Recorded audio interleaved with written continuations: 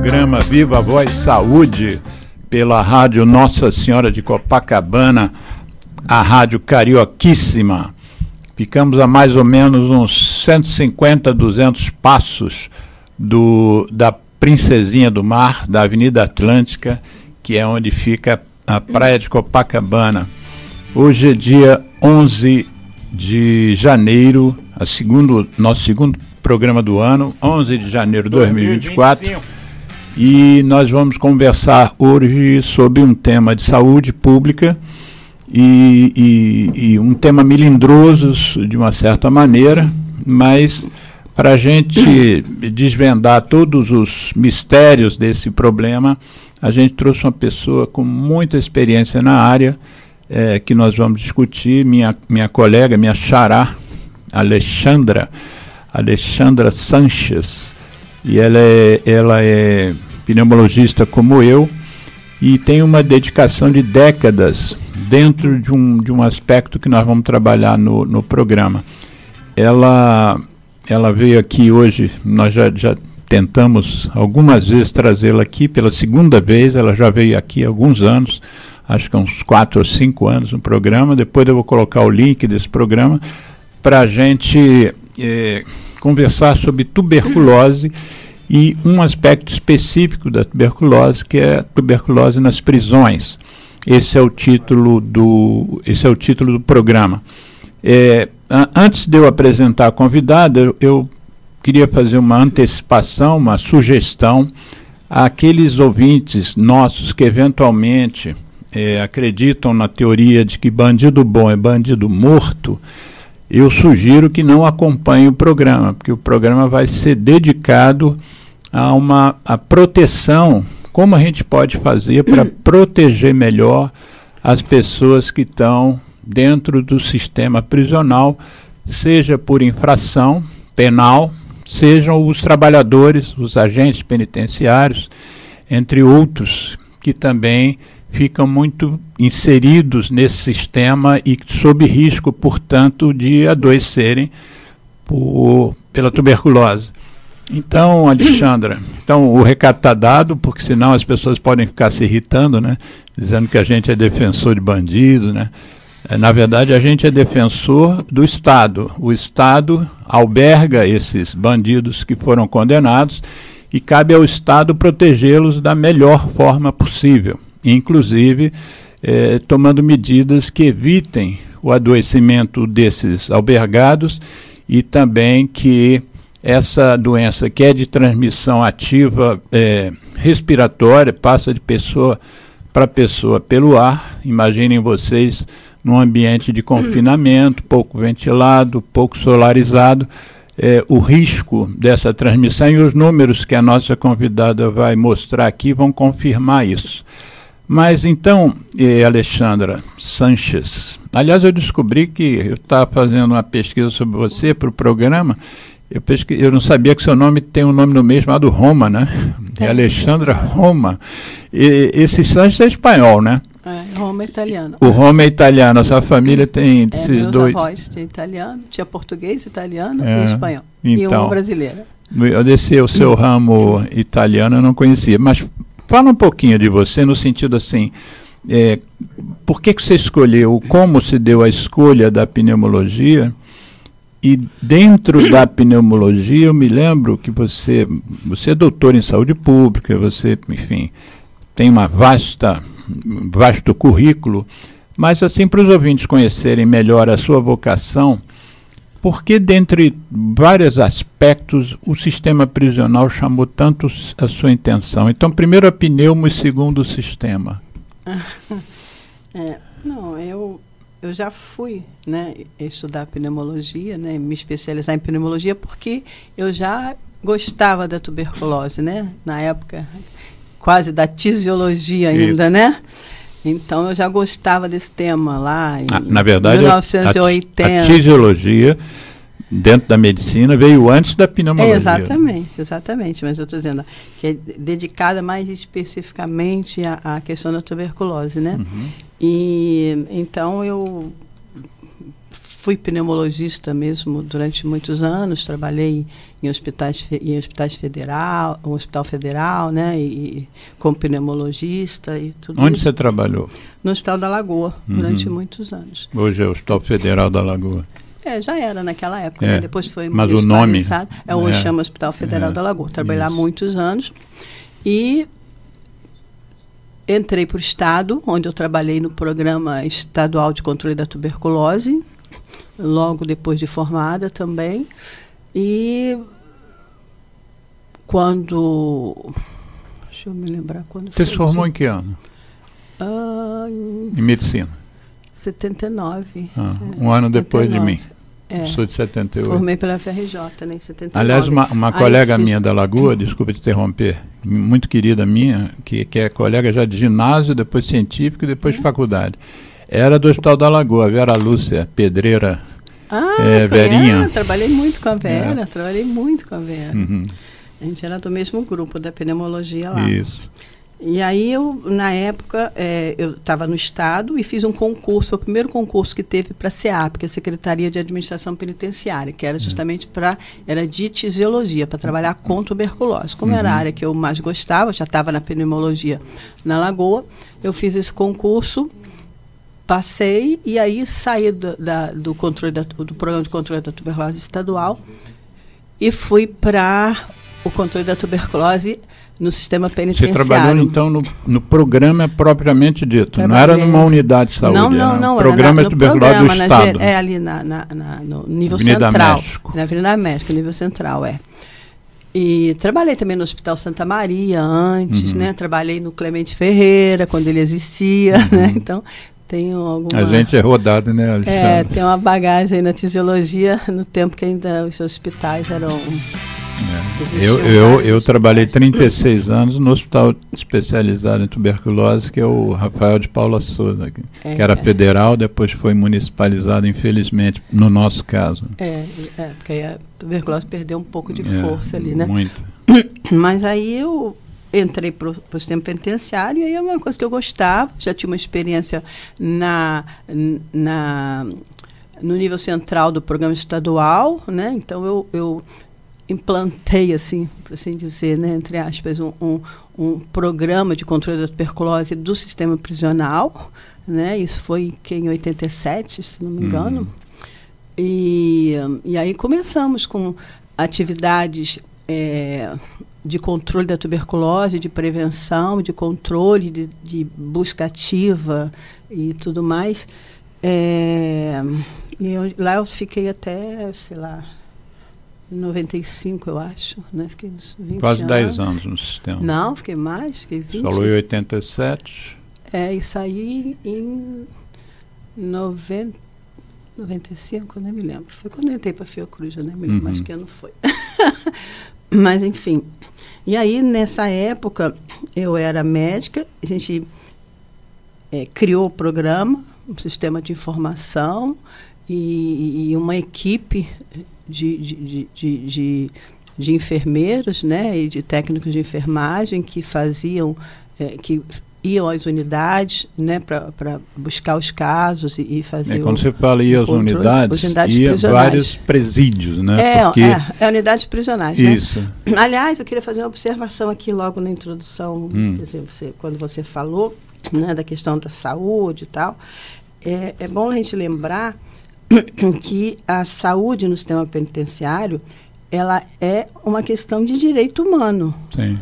Né? É uma questão legal, está previsto na Constituição, está previsto em todos os documentos de direitos humanos. Então, a gente tem que ter cuidado quando a gente fala está protegendo a pessoa que está presa, não é protegendo a pessoa que está presa, está protegendo o cidadão, né? Que está sob custódia do Estado. Exatamente. Independente do que ele tenha feito, independente de que crime tenha cometido, por mais hediondo que tenha sido, se cometeu algum crime, porque quase metade das pessoas que estão presas não se sabe se cometeu crime, porque eles são presos provisórios, não foram condenados ainda. E não cabe aos profissionais de saúde fazer esse tipo de julgamento, né? E nem mesmo aos agentes penitenciários. Ninguém.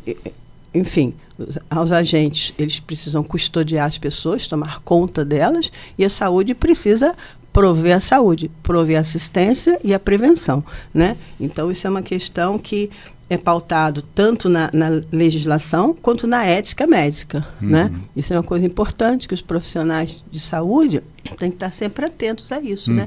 Porque há muito essa imagem, porque a pessoa presa não merece, tem que cuidar de quem é livre, porque é bom e o preso é ruim, né? Isso é uma ideia muito equivocada por inúmeras razões, né? O que eu falei, questões legais, questões éticas e também eu acho que é importante a gente frisar que os profissionais de saúde, e eu acho que com a municipalização, isso em alguns municípios, né, não todos, infelizmente, mas a entrada das equipes municipais de saúde, que tem uma experiência na atenção primária extramuros, ela trouxe de uma certa forma, uma renovação das práticas de saúde, no sentido de considerar aquela pessoa como um paciente e não como um preso doente, que tem uma diferença fundamental, né? Então, essa entrada dos municípios, não todos, volto a insistir, mas infelizmente não é todos, mas, por exemplo, o município do Rio, a gente sabe que é assim, tem uma visão bastante técnica, bastante centrada no direito à saúde, na saúde pública, né? No acesso ao cuidado, né? Tanto prevenção quanto assistência. Então, acho que é um exemplo bom, um exemplo que é real, né? Não, a gente, quer dizer, eu e você, que já estamos nessa lida com a tuberculose há mais de 40 anos, nós temos a clareza do estigma que envolve a tuberculose.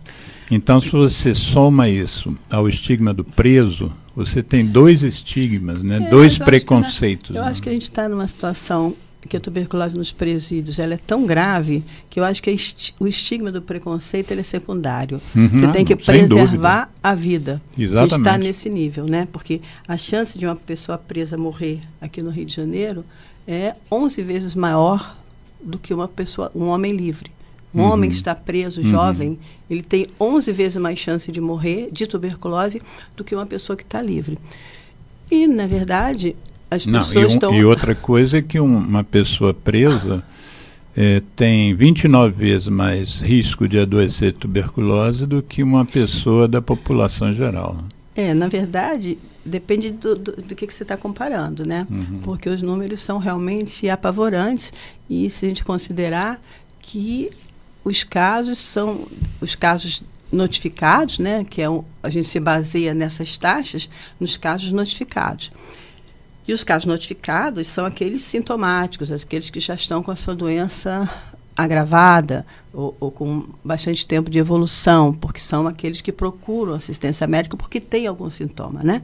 Então, se a gente considerar isso e considerar a taxa de tuberculose nas prisões do Rio de Janeiro, por exemplo, e comparar com a taxa da população livre do Brasil, é 70 vezes maior. 70 vezes. A chance de adoecer. 70 vezes maior, considerando só os casos novos, né? A gente não está nem considerando aqueles casos que recidivam, que tem um segundo episódio de tuberculose, né? É mais do que, por exemplo, o Ministério da Saúde, via Programa Nacional de Controle da Tuberculose, em setembro de 2024, quer dizer, pouco menos de 6 meses atrás, liberou uma apresentação com os dados, né? E a população de rua, vivendo em situação de rua, tinha 59 vezes mais risco de adoecer de tuberculose que a população em geral.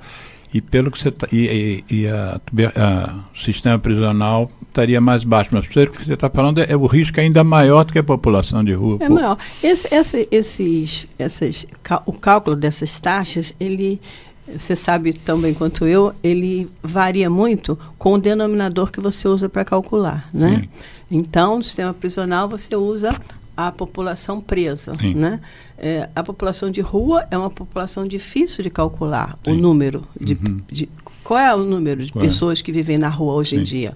É um número mágico. Nós trouxemos aqui o Daniel Souza, fizemos um programa sobre população de rua e a ação, não especificamente sobre tuberculose, mas a situação de estar em vivência de rua. Depois eu vou colocar o link no programa também, quando a gente reeditar o programa. Foi um programa muito interessante, agradeço ao Daniel Souza e à equipe que faz um trabalho muito interessante, a ponto, o interessante, o Alexandre, a ponto dele ter dito que as pessoas vivendo em situação de rua com as equipes, onde as equipes estão atuando, as equipes de rua, o abandono do tratamento de tuberculose é menor do que as pessoas estão tratando numa unidade de saúde padrão. Quer dizer, é muito interessante o que é feito hoje na rua com aquelas pessoas também estigmatizadas duplamente, né? Estão tossindo e estão na rua. Mas fala você estava falando da incidência e da frequência da tuberculose na prisão. Tuberculose, né? Porque a gente tem duas medidas, né? A de casos novos, que o Ministério trabalha, e a taxa de detecção, Sim. que são os casos novos, mas aqueles que já tiveram um episódio anterior de tuberculose estão tendo pela segunda, terceira ou quarta vez, né? Sim. Se a gente considerar a taxa de detecção, a gente tem no Rio de Janeiro mais de 4.000 por 100 mil pessoas. 4.000. Eu tenho usado 1.500 por 100 mil, mas assim o diagnóstico feito na hora. No Rio de Janeiro é 2.600 por 100 mil a incidência, só os casos novos, que estão tendo pela primeira vez. Sim. Isso considerando que no Brasil é 38 por 100 mil, isso dá 70 vezes maior. Uhum. Se considerar no estado do Rio de Janeiro, que é 89 por 100 mil, isso dá 31 vezes mais. Uhum. Entendeu? Então é uma situação bastante grave. Isso considerando só os casos novos, mas a gente tem que pelo menos 20% já teve episódio anterior e está tendo novamente. Uhum. E não é o que a gente costuma chamar de recidiva, né? Quer dizer, a doença que recrudesce, que reaparece, a infecção que você tem que reaparece, não que é o que isso. acontece em geral na população livre, né? Uhum. Quando você tem um segundo episódio, é porque você não tratou direito, é porque você teve uma fragilidade que fez aquele bacilo voltar a se manifestar. Uhum. Na população presa, nós fizemos aqui no Rio já estudos de biologia molecular, né, epidemiologia molecular, que mostram isso. A transmissão dentro das cadeias é tão grande que mais de 80% dos casos eles são adquiridos dentro da prisão. Sim. Né? Vocês fizeram DNA fingerprint, aquela exatamente. coisa? Exatamente. Então, o DNA de uma bactéria de um preso era o mesmo DNA da bactéria do outro preso, que mostra... Tinha um número X de cluster, né? Que mas que mostrava que 85% dos casos estavam em cluster. Então, a transmissão era ali dentro que acontecia. Porque é uma ideia equivocada, né, que tem algum fundamento, mas que no final das contas, esse estudo mostra que ela é uma ideia equivocada, é que as pessoas, os presos, geralmente, as pessoas presas são pessoas que vêm de comunidades pobres, faveladas, né, e onde a incidência de tuberculose é alta. Então, eles trariam o bacilo para a prisão. Isso a gente já provou que não é verdade, porque a taxa de detecção na porta de entrada ela é muito baixa em relação à taxa de detecção dentro da cadeia. A gente hoje, o estudo que a gente está fazendo agora, atualmente, a gente atualizou a prevalência de tuberculose, 15% do efetivo da unidade prisional está com tuberculose ativa. 15%. O que você chama de efetivo? É o total de presos. Sim. De pessoas presas. Uma unidade que tem, sei lá, vou fazer uma conta, 1.500 presos, né? Ele vai ter 15% de 1.500 doentes. Então, tem quase 200 pessoas com tuberculose ativa naquele momento que a gente buscou. Buscando, obviamente, com o que a gente está fazendo, que é o que tem de melhor tecnologia, né, no momento, que é o teste rápido. Não, o teste rápido é o screening radiológico. Ah, sim. Para a entrada. Não, dentro o screening radiológico de massa é o que tem de mais efetivo e mais moderno no sentido de e mais o que detecta mais. O que detecta maior número de casos. Isso inclusive a OMS agora, ano passado, modificou a recomendação dela para o controle da tuberculose nas prisões. Eu acho que desde 2000, 2011, né, quando foi pela primeira vez incluído no Manual de Controle da Tuberculose, a tuberculose nas prisões, a gente teve a oportunidade de escrever esse capítulo baseado nos estudos que a gente já vem fazendo no Rio de Janeiro desde 2001, 2002, né? E justamente baseado em screening radiológico, no tempo ainda com o equipamento do Germano, que era um equipamento que você guardava numa caixa de metal Germano e montava. Exatamente. Germano Gerhardt, que ele nos emprestou aquele equipamento, que você montava ele, é um equipamento enorme, pesado, mas que guardava dentro de uma caixa. A gente pegava os filmes, que era ainda o filme tradicional, né, de filme de raio-x, a gente improvisava um banheiro na unidade prisional que escurecia ele totalmente e o próprio preso tirava do book, botava dentro da caixa e ia revelar em outro lugar. Então, a gente começou assim, em 2001, né? Então, em 2011, quando se conseguiu introduzir esse capítulo, População Privada de Liberdade, no Manual de Tuberculose, com as recomendações específicas e adequadas, adaptadas a essa população, a gente já recomendava, já o manual já recomenda o screening radiológico de massa. Screening radiológico de massa, a gente está falando, você pega todo mundo que está hoje na cadeia e radiografa todo mundo. Quem tem alteração radiológica, você faz o teste do escarro, que é o teste rápido molecular. De quanto em quanto tempo é preconizado isso? Não sabe, mas estabeleceu-se um ano, né? Período de um ano, que é uma coisa realizável, né? Execuível e é efetiva. A gente fez um outro estudo complementar há uns anos atrás, há muitos anos atrás, de um modelo matemático, né, em que a gente usou dados da nossa realidade, prevalência de infecção tuberculosa, prevalência de tuberculose ativa, taxa de cura, né, os dados reais, né, e colocou no modelo matemático. E para prever, dependendo da estratégia que a gente usasse para detectar o caso, que impacto teria no número de casos que iriam aparecer nos anos seguintes, né? E esse modelo mostrou uma coisa muito interessante, que se você fizer o screening radiológico anual, uma vez por ano, que é o que a gente está fazendo, e fizer o exame dos ingressos, todo mundo que entra na cadeia, você também tratar quem está doente, não deixar entrar doente, tratar todo mundo, você diminui de tal maneira a circulação do bacilo dentro da cadeia que você diminui o número de adoecimentos. Então, no final de 3 anos você fazendo isso, você baixa a prevalência de, sei lá, digamos, 5% para 1%. Sim. E aí você continua fazendo só o exame do ingresso. Então, você já tem você acaba com... E vocês estão em que momento desse controle? Você acaba com a mortalidade. Né? Mas em que momento vocês estão agora, dentro desse estudo? Então, a gente está com esse... A gente está novamente fazendo esse exame, agora introduzindo as inovações tecnológicas, né? Que é a inteligência artificial para a interpretação da imagem, porque você sabe que o grande problema do screening radiológico sempre foi a interpretação do raio-x, porque você não tem pessoas no campo, dentro da unidade prisional, que saibam, né, radiologistas ou pneumologistas, para interpretar a radiografia. Então, a gente está introduzindo a inteligência artificial.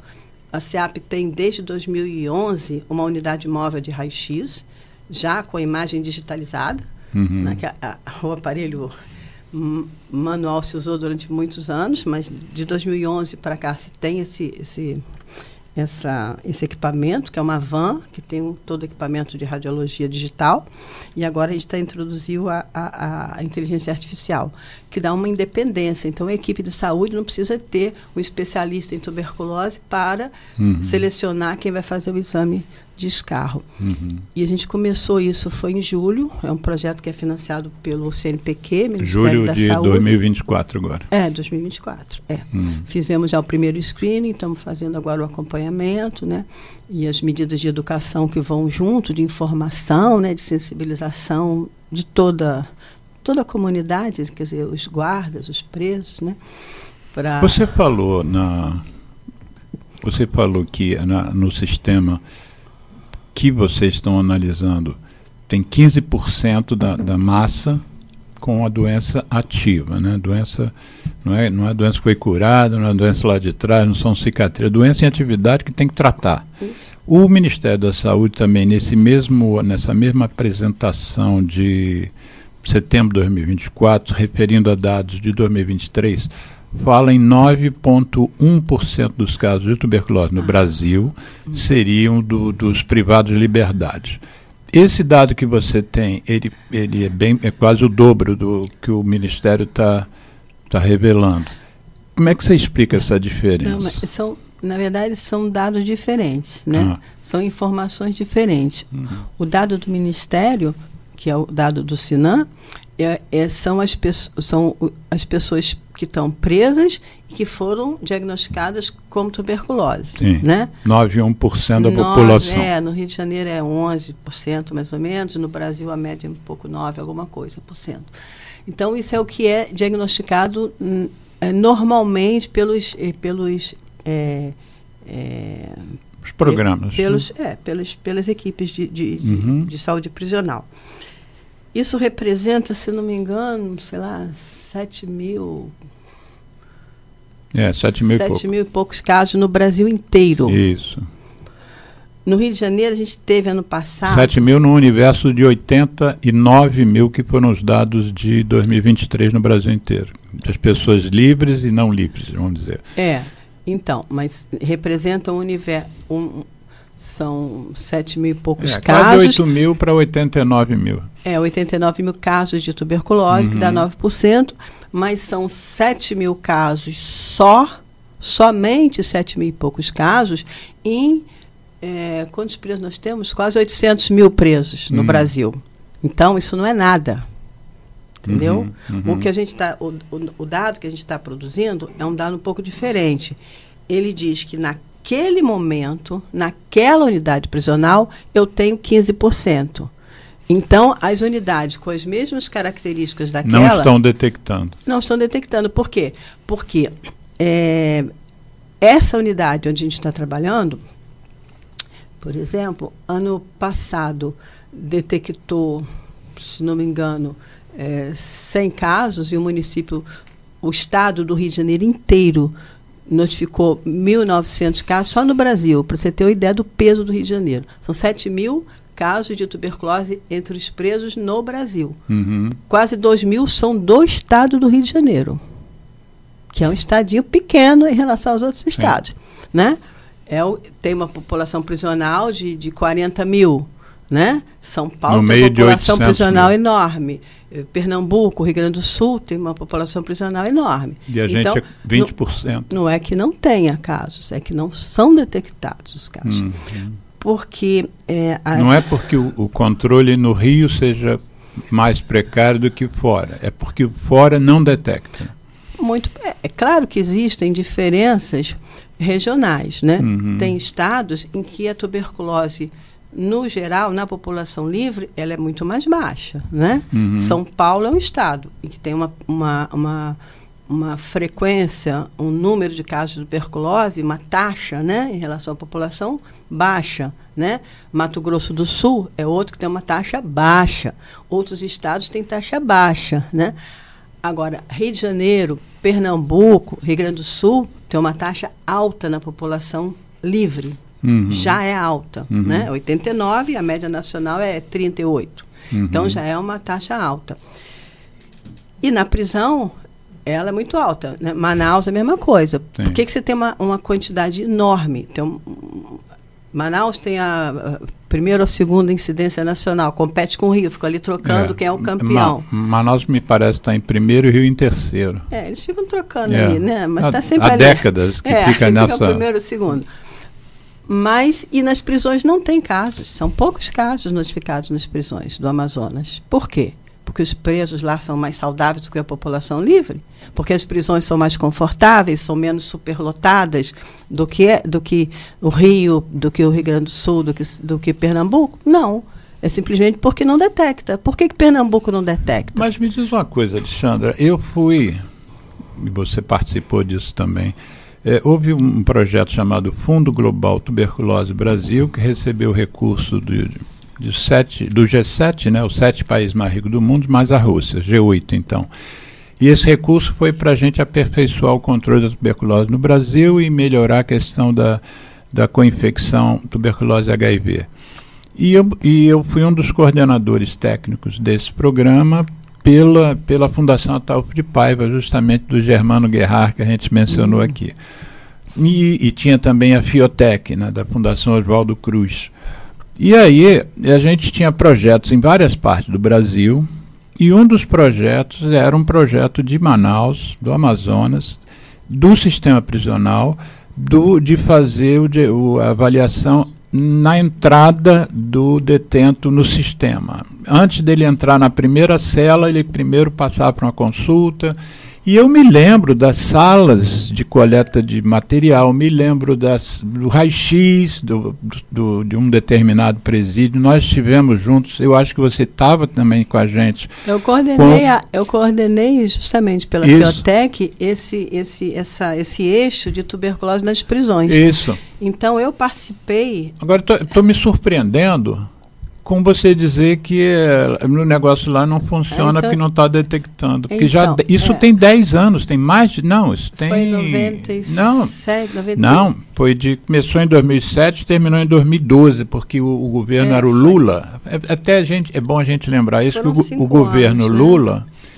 O Brasil estava num determinado patamar econômico, então ele podia receber dinheiro externo. Quando o governo Lula fez uma mudança na economia, o Brasil mudou de patamar e não tinha mais direito, que o Brasil não era mais considerado uma nação pobre. Você lembra disso? Lembro. Mas o projeto, o Fundo Global, ele durou 4 ou 5 anos. 2007 a 2013. E foi, eu acho, um marco importante. Porque muito. Foi por conta do programa do Fundo Global que se conseguiu sensibilizar o Programa Nacional para incluir a tuberculose porque eu coordenei essa parte da tuberculose nas prisões. Exatamente. Então, e você que escreveu o relatório final da participação nossa da Fundação Ataulfo de Paiva, você que escreveu o relatório, foi contratada para isso, você era da Fiotec. Não, mas eu comecei no projeto Fundo Global na Fiotec, na coinfecção. Então, foi na FAP. Foi na FAP. E depois, então, eu migrei para a Fiotec, deixei a FAP e voltei para fazer o relatório. Mas eu fiquei a maior parte do tempo justamente me dedicando a essa questão de chamar atenção para a questão da tuberculose nas prisões e criar estruturas intramuros. Isso foi uma ideia do projeto Fundo Global que eu coordenei, de criar estruturas intramuros para diagnóstico da tuberculose. Então, não era só a radiografia de ingresso, era também a estrutura de diagnóstico, né? Que na época não tinha o GeneXpert ainda, era a baciloscopia, e se criou, e alguns poucos existem, né? Por exemplo, o Rio Grande do Sul. O Rio Grande do Sul até hoje faz cultura dentro do sistema prisional. Eu acho que deve fazer o TRM. O laboratório hoje, né? É lá dentro. É lá dentro da prisão de ingresso, né? Que é o Presídio Central de Porto Alegre, né? E foi o Fundo Global, justamente, foi um projeto nosso do Fundo Global de introduzir essas unidades de diagnóstico. Então, ela tinha o eixo exame de ingresso, radiológico de ingresso, e tinha o eixo bacteriológico, porque a gente tem um problema muito grande no Brasil afora, que é o exame terceirizado, né? Então, que limita muito a realização dos testes nos presídios, porque isso demanda uma quantidade muito grande, os municípios, né, não querem destinar tanto dinheiro para aquela população. Então, na época não tinha ainda o teste rápido molecular, mas se criou estruturas robustas de diagnóstico com raio-x, baciloscopia e cultura em alguns. Baciloscopia, para quem não sabe, é botar o escarro numa lâmina e olhar no microscópio. Então se criou isso. É a escopia do bacilo, né? Se criou isso nos presídios de entrada de vários estados. No Presídio Central de Porto Alegre, se criou no Cotel, em Pernambuco, que eu acho que ainda existe uma estrutura lá, se criou uma sala blindada de raio-x, uma sala para laboratório com todas as recomendações de biossegurança. Se criou também em Manaus, né? Mas em Manaus, infelizmente, era o presídio de entrada era no centro de Manaus, depois eles fecharam aquela unidade, que é uma unidade muito antiga, e deslocaram para um município vizinho. Então, isso foi desestruturado. Manaus, eu acho que acabou. Que decepção, Alexandra. Essa sua informação me dá... Em Belém não tinha condição de fazer a estrutura do raio-x, mas se fez um laboratório no complexo em Belém. Maranhão foi outro, Complexo de Pedrinhas, se criou uma estrutura completa com raio-x e laboratório, Complexo de Pedrinhas, e no Ceará também, Fortaleza. Quer dizer, então você vê quanto o Fundo Global contemplava 10 estados. E ele colocou essa estrutura de diagnóstico dentro dos presídios em, deixa eu ver, Rio Grande do Sul, Ceará, Maranhão, Porto Alegre, Pernambuco, né, no Cotel, e Manaus. Né? Então foi uma coisa. Belém. Agora, mas aí é questão do Brasil, né? Muda o governo, não digo o governo central, os governos estaduais. E municipais. Muda a política. E aí se destrói o que foi construído, não se leva adiante. Em alguns lugares isso sobrevive, né? Rio Grande do Sul eu sei que sobrevive, no Cotel eu acho que sobrevive. Não, reforçando o que você está dizendo, pela a minha experiência, aqui no Rio de Janeiro também. Aqui no Rio de Janeiro se introduziu, inclusive com capela de fluxo laminar. Não falamos no Rio, né? Esquecemos o Rio, né? Por que será, né? Pois é, o Rio de Janeiro já tinha estrutura de raio-x, né, no sanatório penal, então se reforçou a questão do diagnóstico bacteriológico, com capela, com centrífuga, todos os equipamentos de laboratório que eram necessários para a cultura e para baciloscopia, né? Então, mas reforçando o que você estava dizendo, para mim também foi outra decepção. Seguinte, a gente ia, por exemplo, para a Bahia. Nós fizemos um treinamento, se não me engano, com a equipe da Rosângela Palheta, e o município escolhido foi Ilhéus. Aí fomos para lá pela fundação, pelo Centro de Referência Hélio Fraga, num projeto que tinha de tuberculose, ensino e serviço.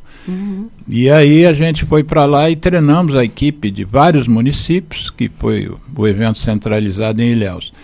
Aí passa um ano, a gente vai lá saber, né, como é que foi aquela coisa. Pessoas. Não tinha mais praticamente nenhuma das pessoas treinadas. Tinha havido uma mudança de prefeito, né, na eleição municipal. Aí muda tudo. Muda tudo. As pessoas, inclusive a estrutura física, né? São muitas vezes desestruturadas, são debilitadas, né? Mas é isso, então a gente continua. E agora eu fico feliz porque a gente estava recapitulando aqui, voltando aqui ao que a gente estava falando anteriormente, essa questão do screening radiológico de massa e do screening de ingresso. Screening de ingresso, eu participei da resolução do CNPq em 2006, muito antes de 2011, do Ministério da Saúde. Quer dizer, o primeiro movimento para o controle da tuberculose foi do Conselho Nacional de Política Criminal e Penitenciária, do DEPEN, na época, em 2006, que foi uma resolução, né, nacional que recomendava o exame radiológico de ingressos. Né? 2006, e até hoje ela não é implementada. Vai fazer 10 anos. Talvez aqui no Rio de Janeiro se consiga implementar daqui a 1 mês ou 2 meses. Talvez. Não, eu acho que seguramente vai. Já está tudo estruturado para que comece. Mas já se passaram 10 anos. 10 não mais, né? 2006. Não, 2006, que isso? 2006. Há 20 anos. As datas Nossa 2006 Senhora. é a recomendação do exame radiológico de ingresso, 2011 é o screening de massa mais o radiológico de ingresso. Fundo Global acabou em 2013. E 2024, ano passado, que realmente, finalmente, a OMS recomenda o screening radiológico de massa para a população presa. 2024, você vê quanto tempo depois do Brasil recomendar. Não dá para a gente não inferir um certo nível embutido aí de preconceito, né? Quer dizer, se fosse uma outra categoria social, será que a gente teria levado 20 anos para implementar algo que comprovadamente era benéfico para o preso e para o sistema? Né? Essa pergunta fica no ar, né? Que talvez falte a pressão externa, né, da sociedade civil, talvez faltem os próprios familiares dos presos, que vão... Não existe prisão perpétua no Brasil, não existe pena de morte, esses presos infectados ou doentes vão sair do sistema e vão voltar para suas casas. Mas né? isso aí a gente sabe, quer dizer, quem tem um mínimo de experiência no sistema prisional sabe que nem os presos podem reivindicar nada e nem as famílias, porque eles, a não ser que seja em associações, alguma coisa assim, porque individualmente isso é impossível, porque tem sempre o receio de alguma represália, alguma retaliação, né? Então as pessoas morrem, ainda hoje morrem. No Rio de Janeiro ainda hoje morrem, e no Brasil inteiro morrem. A questão de tuberculose dentro das prisões, a questão é que não se identifica muitas vezes, porque se você não faz o diagnóstico, né? Você não faz o diagnóstico, você não sabe. Quando faz o diagnóstico, o indivíduo já está na fase terminal. E também a maioria a gente sabe que a legislação obriga, né, que todo preso que venha a óbito, que seja realizada necrópsia. Para investigar isso a causa na lei? Existe. Isso é uma recomendação nacional. O preso, toda morte de preso é considerada morte suspeita. Então, independente dela ser morte violenta ou morte natural, por doença, tem que haver uma necrópsia para esclarecer e comprovar a causa da morte. E aí? Mas isso não é feito. Não é feito. A recomendação para a população geral é morte violenta, necrópsia. Morte natural, em alguns casos, quando tem alguma suspeita. Quando come um bolo e a família toda vai para o hospital. Alguma coisa assim, né? Ou morte em domicílio que não está acompanhado, não é acompanhado por um serviço de saúde, né? Mas para a população presa, a legislação diz isso, mas isso é uma legislação que não é cumprida, né? A maioria dos óbitos, elas não são investigadas. E estudos que nós fizemos, inclusive aqui no Rio, sobre mortalidade, olhando as declarações de óbito, olhando o boletim de atendimento, né? Olhando muitas vezes o prontuário médico, a gente conseguiu identificar essa mortalidade absurda de 11 vezes superior à da população geral por tuberculose. Pela mesma doença, mesma bactéria, morre-se 11 vezes mais. Considerando que as pessoas presas são pessoas que morrem, são pessoas jovens, né? Então, e uma outra coisa que é paradoxal. Existem pessoas que abandonam o tratamento quando estão em liberdade, né? Pessoas que não têm nada a ver com o sistema, nunca estiveram no sistema.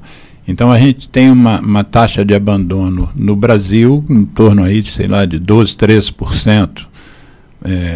Roraima, por exemplo, é o recorde, eu acho que é 33% de abandono.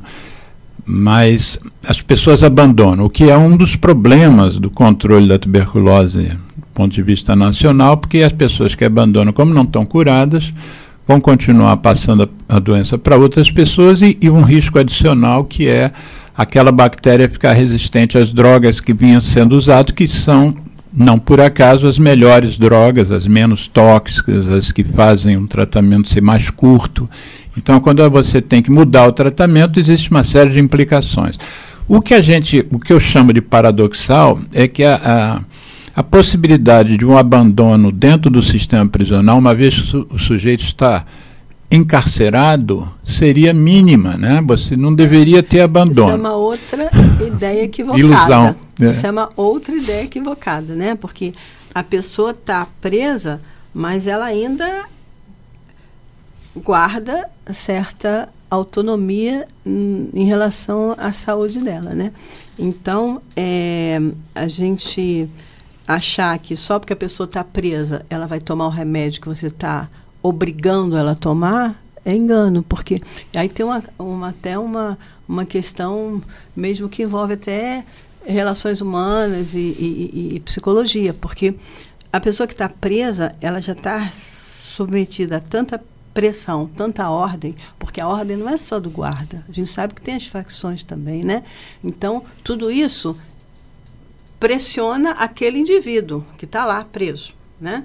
Então, ele tem ordem de todos os lados, ele tem que obedecer a várias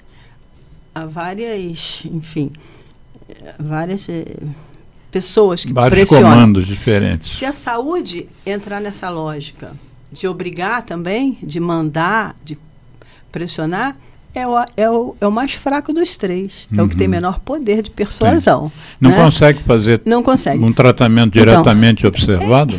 Não tem consegue. pessoal para isso, inclusive. Não consegue. Tem vários obstáculos, né? Tem vários obstáculos. Não é... Tem questão do pessoal de saúde, de você ver ele tomar o remédio todo dia, né? Tem problemas de toda a ordem. Tem o problema de relação aos profissionais de saúde, relação aos profissionais de segurança, dificuldade de mobilizar a quantidade de presos para o serviço de saúde para tomar o remédio todo dia, que é um volume muitas vezes grande. A gente, na prisão que a gente está tratando, está com 200 presos tratando atualmente. Então, isso é impossível você tirar da cela para coisar. E tem a questão também de você, que eu acho que é muito importante, é você responsabilizar a pessoa que está doente em relação ao seu tratamento, seja ela livre ou presa. Né? Então, eu acho que o DOTS, que é o tratamento diretamente observado... TDO, né? Eu entendo ele muito mais como um acesso ao profissional de saúde, uma conscientização... Uma proximidade maior com o profissional. Uma conscientização da pessoa doente em relação à necessidade de tomar seu remédio, porque no final é ela que decide, porque você pode dar na boca dela, ela bota embaixo da língua, bebe a água e depois quando você sai, ela cospe. Isso acontece dentro e fora da prisão. Né? Então, isso é um equívoco. Eu acho que a pessoa ela tem que ser corresponsável pelo seu tratamento. O profissional tem que estar lá, o remédio tem que estar lá, mas a pessoa tem que estar informada e consciente, né? Então vamos fazer o seguinte, Alexandra, vamos fazer uma pausa. Esse nosso programa Viva a Voz Saúde é uma iniciativa do Centro de Apoio Tabagista. Então a gente faz um intervalo de uma música que o Geraldo Rodrigues escolhe, que tem a ver com tabaco, que a gente tem um estoque aí, uma biblioteca de áudios, né, Geraldo? Depois a gente continua, né? Escolhe uma aí pra gente. ZY1 201, Associação Comunitária Nossa Senhora de Copacabana, 98,7 FM, a onda que chega ao seu coração. Rua Hilário de Gouveia, número 36, 9º andar, Copacabana, Rio de Janeiro.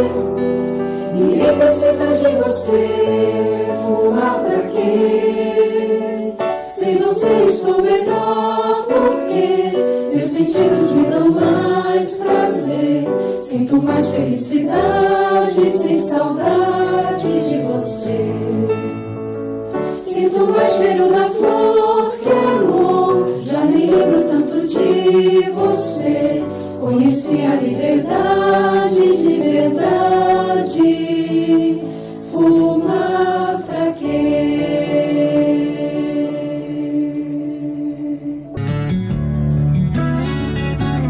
ZY1 201, Associação Comunitária Nossa Senhora de Copacabana, 98,7 FM, a onda que chega ao seu coração.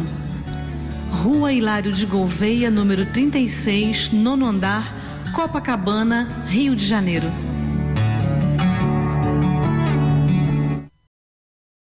Estamos reiniciando o programa Viva a Voz Saúde pela Rádio Nossa Senhora de Copacabana, no Rio de Janeiro. Como eu disse na abertura do programa, na abertura do primeiro bloco, esse tema que nós estamos trazendo hoje é um tema difícil, é um tema penoso, mas é um tema fundamental que seja discutido, né? Tuberculose nas prisões.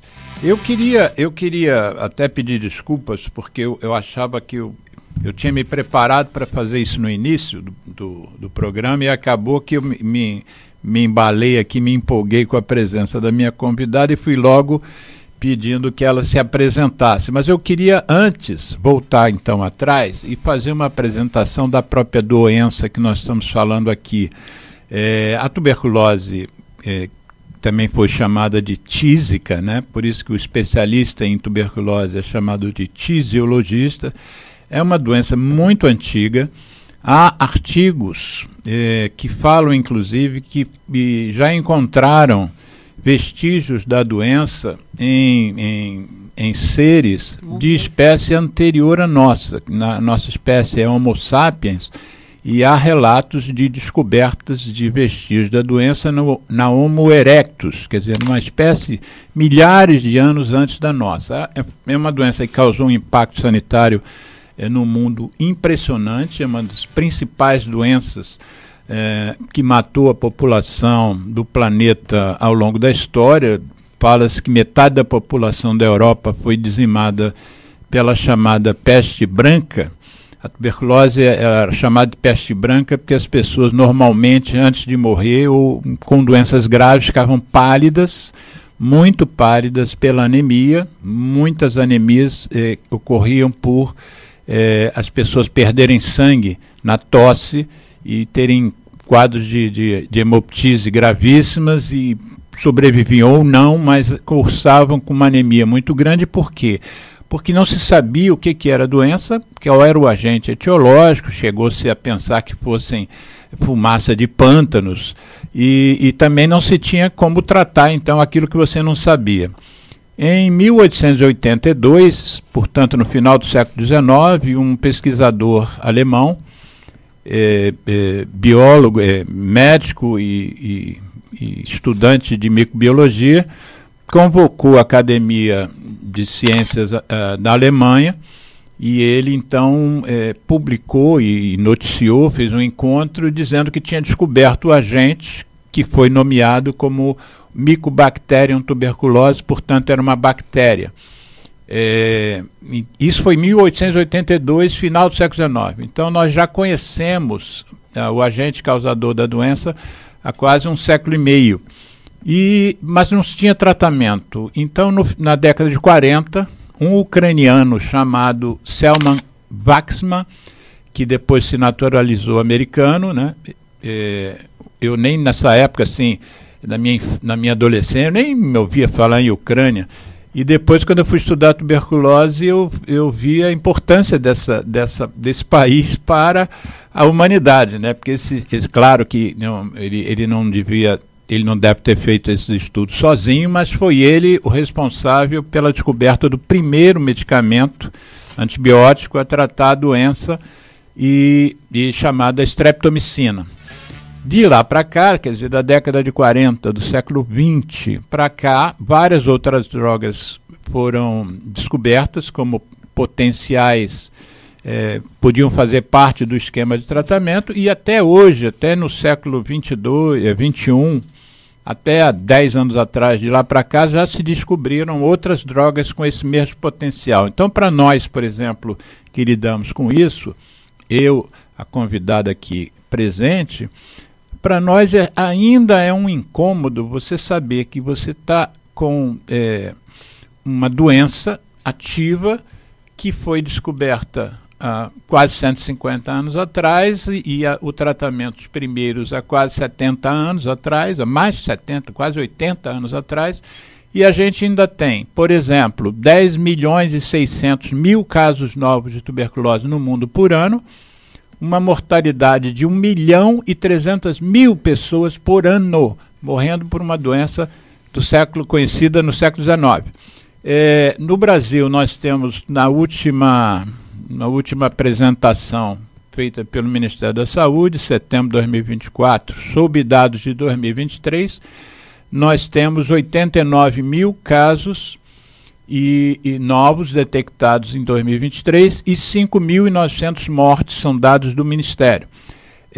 O que é um outro absurdo, né? Como é que a gente pode ter quase 6 mil pessoas morrendo por uma doença que tem tratamento e que a cura é de praticamente 100%, salvo alguns casos que não são poucos, infelizmente, de bactérias resistentes, mas que pode eventualmente você não conseguir curá-los. Mas qual é a sua opinião, qual é o seu sentimento, na verdade, Alexandra, a respeito desse histórico, né? Por que a gente não consegue resolver esse problema? Por que ainda temos quase 1,5 milhão de mortes por ano? Como é que você sente isso? Onde é que a gente tem falhado reiteradamente? Eu acho que vale a pena a gente pensar um pouco, né, na maneira de transmissão da tuberculose e nos determinantes, né? O que leva a pessoa a adoecer e a evoluir mal até a morte por tuberculose. A gente sabe que a tuberculose é uma doença que é transmitida somente entre pessoas, né? Ela só passa de uma pessoa para outra. E a transmissão dela, ela é favorecida por alguns fatores. Alguns fatores ambientais, alguns fatores nutricionais e a questão da assistência e tratamento, né? Da oferta do diagnóstico. Então, e aí a gente visualiza isso tanto nas comunidades pobres quanto na população prisional, dentro das unidades prisionais, dentro das prisões, né? Em que a gente tem as questões ambientais que são bastante ruins, né? Com uma falta de iluminação natural. A gente sabe que o bacilo ele é sensível à luz solar, né? Ele é dissipado, né? Enfim, com a ventilação eficaz, com a circulação do ar, né? Então, a falta de iluminação natural, de sol, e a falta de ventilação, elas favorecem a transmissão, porque elas concentram o bacilo. A superlotação, ela aumenta a chance da pessoa se infectar, porque ela aumenta o contato entre as pessoas, né? E a proximidade, aumenta a proximidade entre as pessoas. Então, a pessoa tossindo, falando de uma maneira um pouco mais eloquente ou espirrando, né? Ela está transmitindo, está eliminando o bacilo no ar, que a pessoa que está próxima pode respirar aquele ar e o bacilo, então, é introduzido dentro do pulmão. Né? Então, essas seriam as questões ambientais. Tem a questão nutricional também, né? Que tem a ver tanto com a pobreza e nas populações carentes, mas também com a população prisional, que a gente muitas vezes acha, olhou o preso, não, ele está bem, está gordinho e tal, mas a gente sabe que tem uma desnutrição seletiva, né? A gente sabe que a alimentação, e de uma forma geral no Brasil, né, é alimentação muito baseada em carboidrato e gorduras, né, e pobre em proteínas e vitaminas, né, que são importantes para as defesas do organismo. Então, antigamente se usava muito a fórmula de Rich, né, que parece que caiu em desuso. Mas, voltei no tempo. Né? Pois é, a fórmula de Rich mostra bem isso, né, quer dizer, a história da água mole em pedra dura, tanto bate até que fura, né? Você pode ter uma resistência muito boa, mas se você é exposto a uma carga bacilar, uma quantidade de bacilos muito grande, ou com muita frequência, essa quantidade de bacilo ela é capaz de vencer a tua imunidade, mesmo que ela esteja bem, mesmo que você esteja saudável. E, inclusive, isso justifica pessoas que não são desnutridas, que não são de população de baixa renda, adoecerem também. Exatamente, porque, na verdade, a tuberculose ela está associada, de uma certa forma, claro, inquestionavelmente, à imunodeficiência, né? As doenças que levam à imunodeficiência, mas a grande maioria dos casos são pessoas que têm a sua imunidade em ordem. Não são imunodeprimidas, são pessoas teoricamente rígidas, né? Mas o adoecimento, ele vai nesse balanço, nessa disputa. Não, e na nossa história, Dom Pedro I morreu de tuberculose. Santa Terezinha morreu de tuberculose. E tantos poetas. Aliás, por isso que se dizia que era a doença dos poetas, músicos, né? Lembra que antigamente diziam que era a doença dos poetas? Porque, né?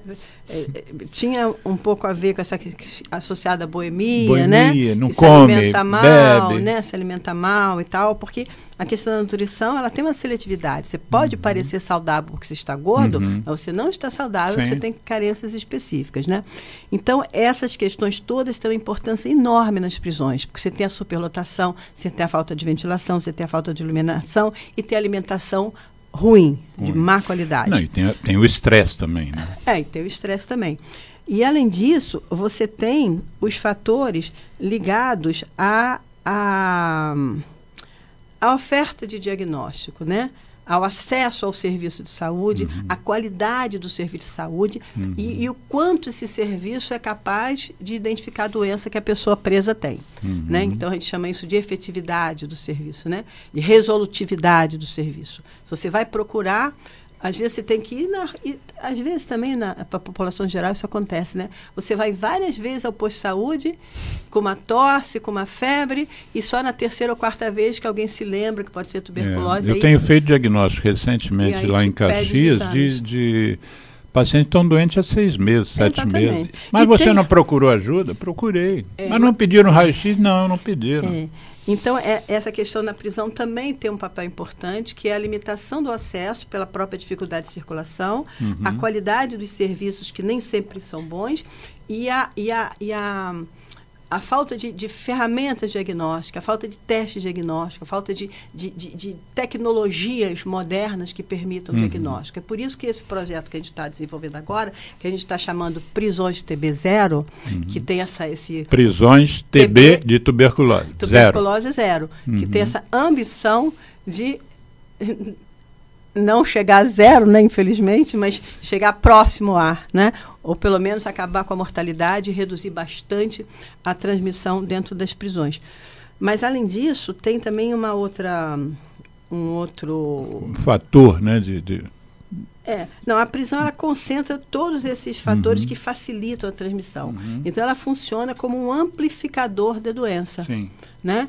E vulnerabiliza as pessoas que estão lá dentro. Elas se tornam mais vulneráveis à infecção e ao adoecimento, porque elas são reexpostas com frequência. Né? A gente tem acrescentando a toda essa lista que você está colocando aí, super adequada, a gente tem outros fatores, que são fatores naturais, né? Que é o envelhecimento da população e a pessoa mais velha tem menos defesa como uma pessoa recém-nascida, né? Os idosos têm menos defesa que os adultos que ainda não são idosos. Então, primeiro isso, uma conquista da saúde pública, fazer as pessoas viverem mais, mas isso tem certos riscos. Um outro fator importante na minha área, que a OMS atribui a 20% dos casos da tuberculose, é o tabagismo, né? Então, a gente tem uma prevalência grande ainda de tabagistas no planeta. O planeta tem em torno de 8 bilhões de pessoas e 1,3 bilhão, 1,25 bilhão são fumantes, né? Um outro fator de risco, que também tem a ver com o estilo de vida, que é a obesidade, tem gerado, por exemplo, câncer e tem gerado diabetes, que são 2 fatores de risco também para você diminui a sua imunidade, né? Então, esse é um outro, você lembrou agora, bem lembrado, essa questão da diabetes na prisão, né? É uma doença que, enfim, nunca foi muito valorizada, mas os nossos estudos sobre mortalidade mostrou que 10% das pessoas que vão a óbito morrem por tuberculose ou com diabetes associado a alguma doença ou por descompensação da própria diabetes, né? Que é uma doença que precisa... 10%? 10% das óbitos são associados a diabetes. E é uma doença isso aí não consta no atestado de óbito, porque na maioria das vezes, né, a não ser que ele morra de coma, né, hiperglicêmico. Outra coisa então, mas essa questão, por exemplo, idade, essa questão da idade na prisão, ela é menos importante. Sim, são mais novos. Porque a população de idosos, ela existe, em torno de 5%, né? Mas a maioria é população jovem, né? Entre 20 e 40 anos, né? Que não estaria nessa vulnerabilidade imunológica decorrente da idade. Outro fator de risco para o desenvolvimento da tuberculose, que é bom também que os ouvintes saibam, que nós estamos aqui, na maior parte das vezes, falando sobre a doença tuberculose. Mas eu acabei de mencionar que nós estamos em torno de 8 bilhões de pessoas no planeta, e desses 8 bilhões, 1/3 disso, que deve dar aí 2 bilhões e pouco, 2 bilhões e 700 milhões, 2 bi e 700 milhões, são infectados da bactéria da tuberculose. E em algum momento de suas vidas, por algum desequilíbrio da imunidade, pode desenvolver a tuberculose. A gente tem essa estimativa, né? Que de 100 pessoas que têm contato com alguém com tuberculose, 10% se infectam, né? 10% adoecem, 5% vão adoecer rapidamente e 5% vão adoecer durante o resto da vida, né? Na tuberculose, e a gente estima, né, que mais ou menos 1/3 da população geral tem essa infecção latente, que a gente chama, né? Tem a infecção tuberculose, quer dizer, tem a bactéria no organismo, embora ela não se manifeste. Os macrófagos resolvem a parada ali. A sua defesa mantém a bactéria Santo quietinha. Macrófago. No presídio, a gente, em vez de 30%, é mais de 90% de infecção. Não de doença, mas de infecção. 90%? Porque todo mundo tem contato com todo mundo. A gente tem celas com 150 pessoas, onde deveriam caber 50. Quantos metros quadrados uma cela dessa? Eu não sei te dizer quantos metros quadrados. Eu posso dizer que uma cela que foi planejada para 50 pessoas tem 150 pessoas. Então, você tem 3 vezes a capacidade da cela em termos de superlotação, né? Então, isso aí é uma coisa importante. Outra... Eu queria te perguntar, que faltou a gente mencionar. A gente sabe que o HIV é um fator de risco importante de adoecimento, né? Porque, vamos dizer, o HIV e a diabetes, quase 3 bilhões de pessoas infectadas no planeta, e essas pessoas não adoeceram. E estão com a bactéria ali, mas se você diminui a sua imunidade, aquela bactéria então vai começar a se multiplicar, porque os macrófagos não vão dar conta de reprimir o desenvolvimento da doença. E como é que está o HIV no sistema prisional? A taxa não é muito diferente das taxas da população geral, não, né? Nessa unidade Acho que a questão das visitas íntimas mudou um pouco essa história, né? Não, acho que não tem a ver. Eu acho que não. Eu acho que tem a ver aqui no Rio de Janeiro, né? Se você for Rio Grande do Sul é diferente, se for em algumas cidades do interior de São Paulo é diferente. Tem a ver, acho que, com 2 fatores, né? A questão das relações homossexuais e principalmente com a questão do uso da droga venosa, né? A transmissão do HIV. Então, se você for ver no Rio Grande do Sul, a taxa de infecção associada é muito mais alta. Mesmo em população geral. Exatamente. Falando de população geral, né? E no Rio de Janeiro é muito baixa, porque não é muito frequente a utilização da droga endovenosa, né? Isso. Pela população geral aqui do Rio de Janeiro, pelo menos pela população pobre. Tem o crack e tal, aquelas latas e tal, divisão, mas... Sim, mas não na veia, né? Onde se transmite. Então, é muito baixa a utilização de droga endovenosa no Rio. Então, a prevalência de infecção pelo HIV é relativamente baixa, e na prisão também. É menos de 1%, né? Ou em torno de 1% de todos os presos, menos de 1% tem a infecção pelo HIV, que é mais ou menos o que menos de 1%. Menos de 1%, que é mais ou menos o que é. Houve uma mudança ou sempre foi assim? Não, hoje em dia eu não sei porquê, tem uma cultura de não utilizar muito droga venosa, diferente do interior de São Paulo, diferente acho que de Mato Grosso. Não, mas eu digo a questão do HIV. Já foi mais e agora está com 1%? Houve alguma alteração? Preservativo? Não, parece que está havendo mesmo em algumas faixas etárias, né? No presídio em torno de 1%, não é? Eu quero te fazer uma outra pergunta, mas antes da pergunta eu vou ler aqui.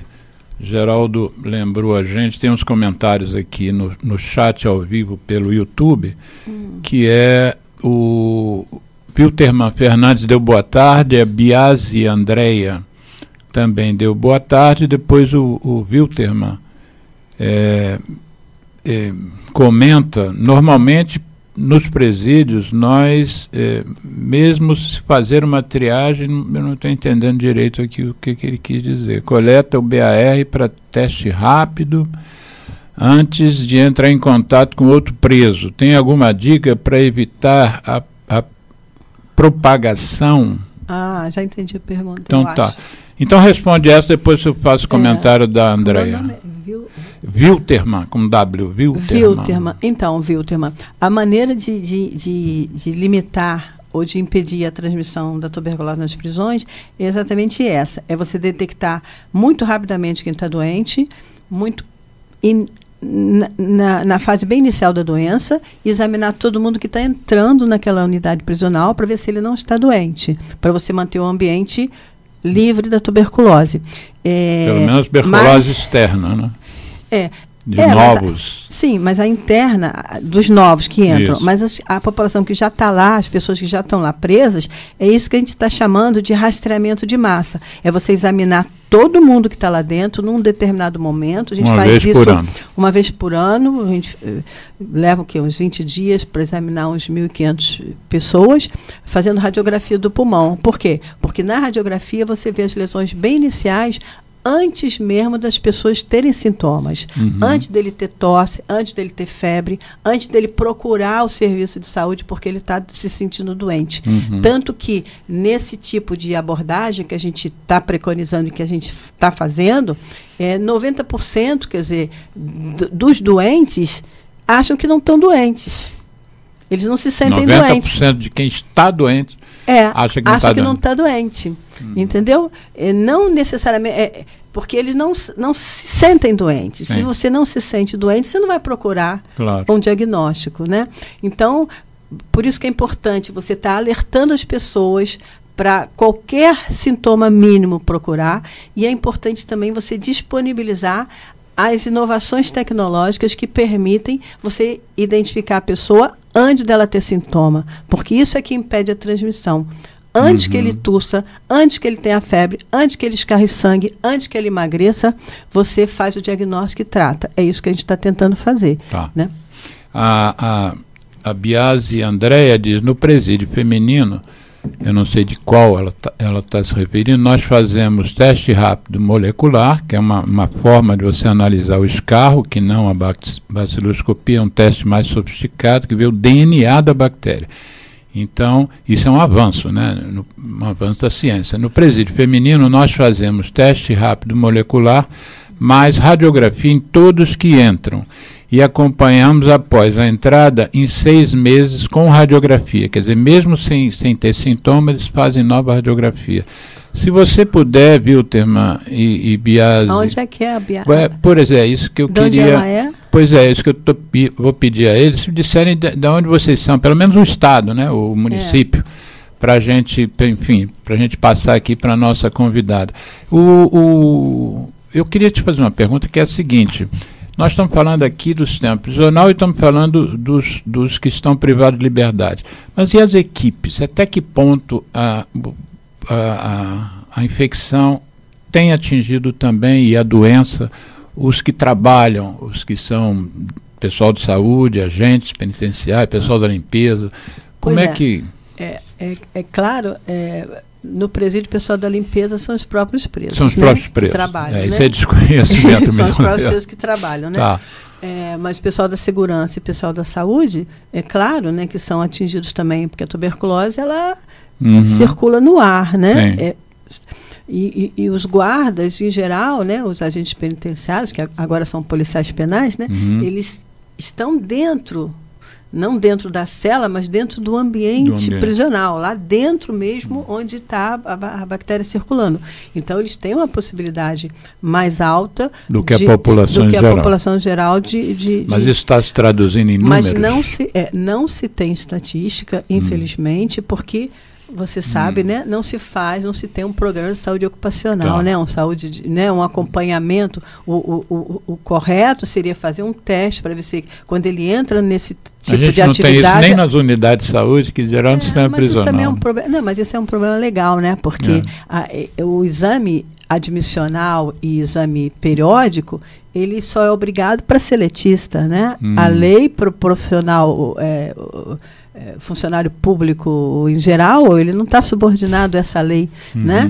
Então, e agora com as OS, que se forem seletistas, estariam incluídos nessa lei, mas se eles forem autônomos, né, como é a nova moda, né, eles não estão submetidos a essa lei, como os PJ. PJ e os funcionários públicos em geral, efetivos também, eles também não estão sujeitos a essa lei. Então, mas o teu feeling, o que te diz? Claro que sim, claro que tem. E eles são orientados? Uso de máscara, enfim. Não, a máscara não é recomendada. Uma comunicação. Não. Isso é uma coisa bem importante, né? A prevenção. E tem uma questão também de que todo mundo que circula dentro da prisão, ela tem que ser identificada. Sim, tem isso também.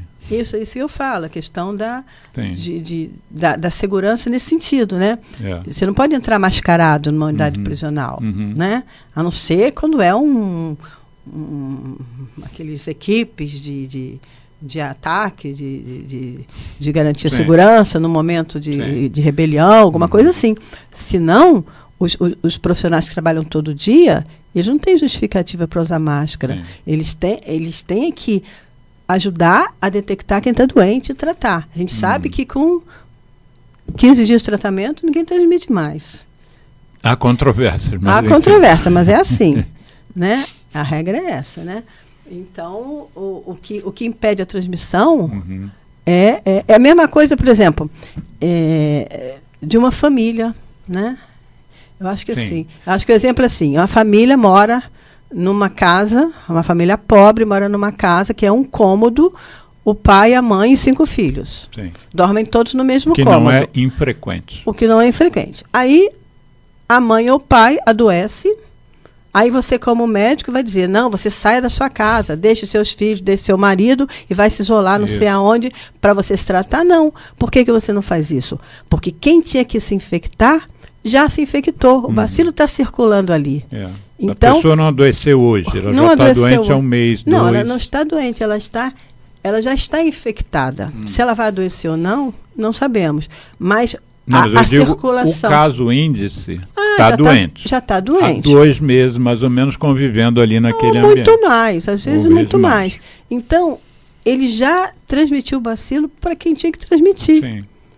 Então, não faz diferença nenhuma você isolar ele ou você usar a máscara. Quer dizer, diferença faz, porque não mesmo quando ele está se tratando, ele ainda está transmitindo a doença. Então, o fato dele saber, né? Mas quem está junto agora com ele sabe. Sim, mas antes ele não sabia. Mas isso não resolve, Alexandre, porque antes dele identificar... É bom que ciência tem isso, tem debate. Exatamente. Né? Antes da doença ser identificada, ele já contaminou todo mundo. Ele está numa cela com 150 pessoas. Não tem dúvida.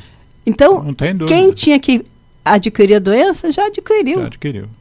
Né? Se vai adoecer. Sabe que eu tenho um fato, por isso que eu mencionei o estresse de quem está no sistema prisional, que eu ainda acho que assim, está faltando uma coisa assim intracomunitária dos sábios, dos velhos sábios, né? Porque eu acho que falta para essa garotada, que é a maior parte que está hoje no sistema prisional, está faltando ouvir dos velhos coisas da vida, né? Quer dizer, acho que um garoto de 17 anos, 17 não, porque ele não vai para o sistema prisional, mas tem um outro nome, né, que você sabe melhor do que eu, mas vamos dizer, ele tem 18, ele comete um delito, ele vai para o sistema. Ele deveriam já ter dito a ele, antes dele cometer o delito, aquela coisa preventiva. Você sabe o que é você ir para o sistema? Você sabe, para ir para o sistema prisional brasileiro, dizer isso para os meninos, de repente numa roda de conversa, associação de moradores, porque eu vejo que os meninos, às vezes, eles estão inconsequentes, eles cometem delitos, não foram treinados para aquilo, não tem preparo, não tem planejamento para um determinado assalto, por exemplo. E vai passar ali uns períodos ali dentro, nesse ambiente infecto, como vocês já, com pouca insolação, com pouca ventilação, 150 onde deviam ser 50. Alexandre, a gente tem que considerar o seguinte, as pessoas que estão presas, elas veem as coisas, às vezes, de uma maneira um pouco diferente da gente, né? Sim, mas porque não tem lá o seu velho sábio. Por que a pessoa comete um crime? Por que um menino de 12 anos, 13 anos está preso, não é preso, mas está com restrição de liberdade? Porque ele roubou um celular, ou porque ele roubou alguma coisa, ou porque ele agrediu alguém. Por que ele faz isso? Porque é uma questão que tem um fundo social importante. A gente não pode dizer que ele fez isso porque ele não tinha informação. Não é isso, ele não teve oportunidade. Eu faço uma outra pergunta. Ele não teve oportunidade de ser diferente. Eu transponho o mesmo raciocínio. Eu acredito que no sistema prisional só há menos, deve ser 0,1, não sei quantos. De quê? De pessoas da sociedade. A pergunta que eu faria é por que as outras pessoas que estão na mesma situação social, vêm da mesma comunidade, vêm do mesmo Morro dos Macacos, do Complexo do Alemão, da favela da comunidade da Maré, 98% não está no sistema prisional. Ou seja, algo aconteceu com essas pessoas que viveram essa realidade, mesmo social, e tomaram outra atitude. Eu imagino que muitos desses que estão ali hoje pagando um preço que eu acho que deve ser insuportável viver dentro desse sistema prisional, porque, como você falou muitas vezes, nem julgados foram, nem condenados foram, na verdade, né? Eu acho que está faltando gente para dizer para essa meninada que não é uma boa cometer esse tipo de delito. Mas isso eu acho que tem muito a ver também com o nosso sistema judiciário, né? Que pega um adolescente, uma criança de 12, 13 anos e, por uma infração, digamos, leve, coloca em detenção, em restrição de liberdade, né? Em vez de dar uma oportunidade de cuidar dela, de colocá-la num trabalho, de inseri-la numa escola, inseri-la num curso técnico ou sei lá, algum tipo de atividade que vá ajudá-la a sair disso e não reincidir, não cometer novamente esse crime. Mas isso não acontece. Então, isso mereceria, eu acho que até um outro programa. Essas crianças mais vulneráveis, esses adolescentes mais vulneráveis, tinham que ser cuidados e não trancados. E tinham que ser cuidados. Né? É claro que tem algumas situações que tem que ser mesmo com restrição de liberdade. Mas a grande maioria são crimes leves. São crimes que você pode investir na recuperação, na ressocialização desses adolescentes, que vão ser os que vão para o presídio depois. Mas a minha preocupação, assim, como nós falamos sobre prevenção, uma vez que você cometeu o delito, você já é réu primário. Não houve prevenção. Eu estou dizendo a prevenção para o crime. A prevenção para o crime é acabar com a miséria, acabar com a pobreza, dar escola para todo mundo, dar escola para todo mundo, dar curso de formação para todo mundo, aí você acaba. Eu sei, mas não só. Talvez não acabe, mas porque a maioria das pessoas que vivem nessa situação que você se referiu são pobres, não têm ensino superior, não têm uma instrução adequada, não vivem bem, a família não tem posse. E muitos também, não cometem crimes. E muitos que deveriam estar lá também, estão aqui em Ipanema, Leblon, Copacabana. Exatamente. Exatamente. Entendeu? Por isso que eu de digo frente que para a praia. não só. Então. Você tem os criminosos aí Quem é pego que moram aqui na praia de Copacabana, Avenida Atlântica. Com certeza, os presos são pretos, pobres, né? São esses, né? São também, pretos, né? Não são só esses. Quando você vê alguém de classe média na prisão, eu digo branco. Escuta, branco de classe média na prisão, sim, é porque não pagou pensão alimentícia. Sim. Em termos gerais, em sim, linhas gerais, é isso. Mas um negro de classe média também não é preso com a mesma facilidade. O que você vai ver, assim, eu ouço muito... muito mais facilidade do que um branco de classe média. Sim, mas eu ouço assim, muito assim, o sistema prisional é para levar negro. Aí você pega, quem é que está na rua? Eu ando muito na rua, de manhã, de dia, de noite, por causa do meu cachorro. Quem é que está na rua catando lata? Que hoje eu acho uma profissão super digna. Quem é catador? É o negro. Quem é que mora na rua, na sua grande maioria, no Rio de Janeiro, pelo menos? Deve ser assim na Bahia, não deve ser assim em Santa Catarina, porque não tem tanto negro. Mas quem é que mora na rua hoje é negro. Né? Então você tem quem menos tem representação na Câmara, nos parlamentos todos, são os negros. Então, o fato de você prender negro mais, você está prendendo realmente os que são mais expostos a estarem aí no mundo do crime, que estão na rua, que estão... Os que tiveram menos oportunidades. Exatamente. Então, a questão é essa, é dar oportunidade para a pessoa não seguir esse caminho. Mas o que tem hoje é uma falta de oportunidade. E uma vez que ele é preso, ele dificilmente se livra desse estigma. Ele não consegue trabalho, ele não consegue se reinserir em nada. Porque você não vai dar um emprego doméstico para uma pessoa que saiu da prisão. As pessoas resistem, têm medo. Né? Então, já cria um estigma. Mesmo que ele tenha passado... ter sido absolvido depois. Só o fato de ele ter sido preso... Nós trouxemos aqui, como eu mencionei, o Daniel Souza, que veio falar sobre população em situação de rua. Não estamos falando sobre crime. Daniel, qual é o percentual de pessoas que o seu grupo que atende pessoas em situação de rua atende? 80% são negros.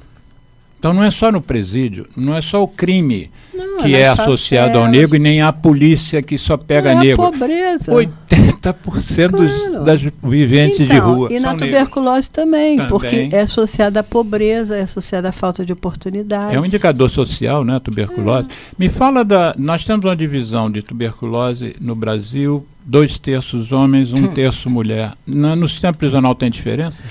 No sistema prisional, se você for fazer a comparação... O número de mulheres presas é muito inferior ao de homens, né? Mais ou menos assim, como se fosse por 100 mil.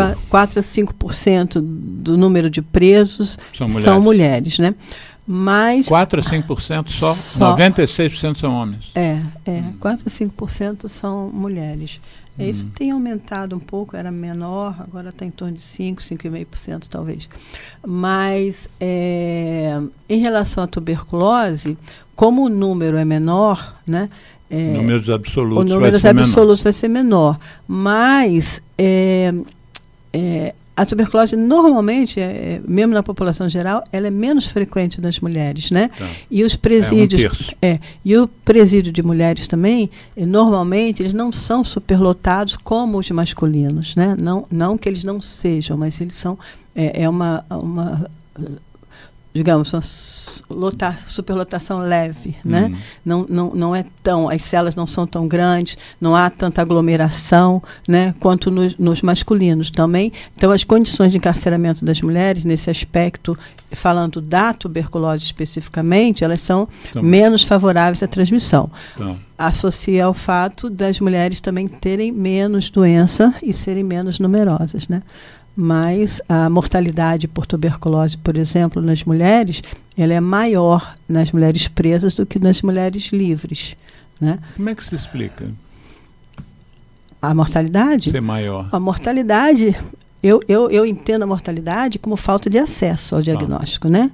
A mortalidade, ela está diretamente ligada à falta de acesso. Se você não... Demora no diagnóstico. A tuberculose, ela não mata de um dia para o outro, a não ser uma hemoptise volumosa, né? Mas antes da hemoptise volumosa, você tem sempre algum hemoptóico.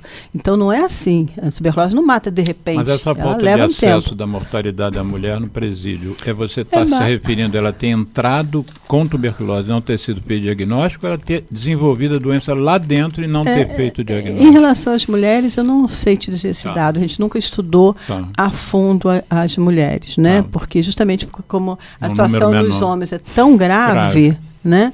É tão grave que a gente... E são tão numerosos, são tantas unidades prisionais, que a gente focaliza mais nos homens. Uma coisa que eu sinto falta, Alexandra, não sei se vocês estão trabalhando isso, é o seguinte: eu trabalho com tuberculose a nível ambulatorial desde 1980, desde 81, quando eu voltei da França.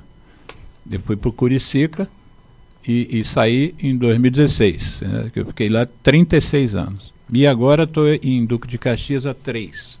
Então eu tenho uma experiência de atender pessoas que passaram pelo sistema prisional de muitos anos, de décadas.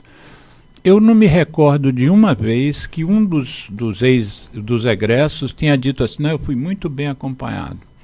Ou então, eu fiz na hora que eu saí, eu fui muito bem orientado do que eu tinha que fazer. Eu recebi um relatório para eu apresentar a unidade, qual a unidade que eu iria me... Normalmente, eles são soltos no sentido literal da palavra. Não, deixa eu fazer uma outra consideração, rapidinho, para a gente...